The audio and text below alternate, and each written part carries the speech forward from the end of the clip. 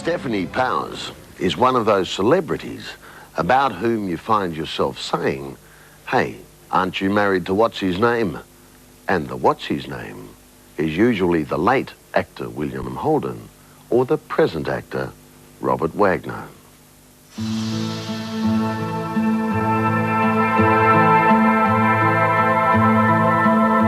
Both men have played an important role in Stefanie's life, and it's sometimes easy to get confused.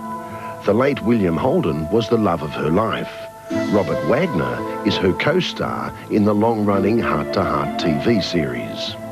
Their two worlds merge a lot these days because Wagner, over the years, has become one of Stefanie's closest friends. It's very special. It's unusual. It's an unusual relationship. Because it's a friendship and a working relationship that's gone on for so long.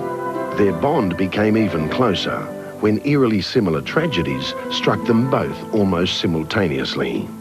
The sudden death of Stefanie's longtime love, William Holden, and then just 2 weeks later, the drowning death of RJ's wife, Natalie Wood. Well, it's a bit of a fog, you know. I mean, I can't tell you chapter and verse, but it certainly was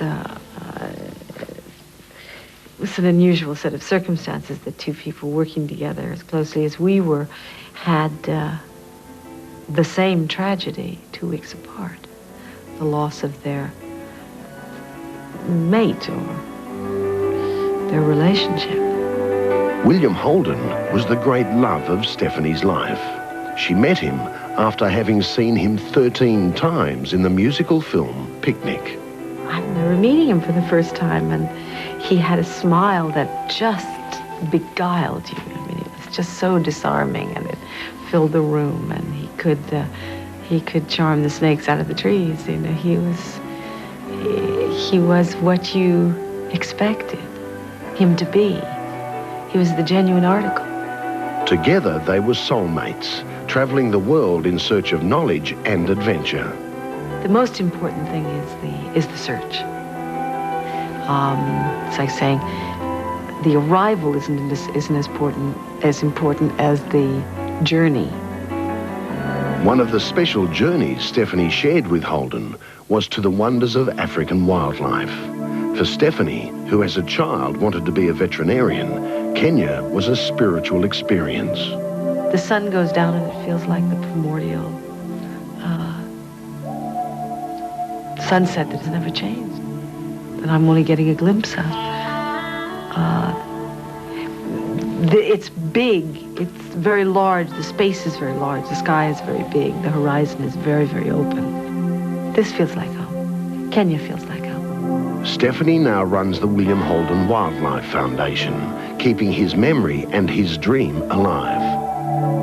After his death, I found my own way of sort of, I suppose, living with a memory. But then every once in a while, something will happen where I can only think that, I don't know how else to interpret it, that it's the hand of Bill. One recent experience in particular made her think Bill's sense of humor is still at play. We were doing a fundraising event in Palm Springs, where Bill's ex-wife, a woman that he had had a very unfortunate marriage to, but a long marriage, but a very volatile and antagonistic marriage. And they remained antagonistic friends, but they were both, it was a sort of bête noire for both of them. And she lived in Palm Springs. In order to raise funds, we sold a raffle ticket. And the raffle ticket was a great prize. It was British Airways gave us 2 round-trip first-class tickets to Kenya, and then we had a safari that was laid on, and it was a terrific, you know, for $25 chance, you could take a trip that was $15,000. It was a fabulous, fabulous occasion.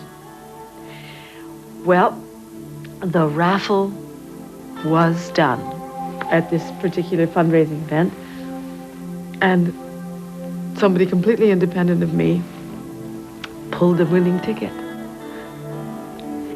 And it was her. She wasn't there. She had nothing to do with it. She had gone to the hairdressers. The hairdresser said, oh, come on, buy one of these tickets. You know, she bought one ticket. And I thought, what are the chances of this? I thought, this is Bill's sense of humor. This was really his sense of humor.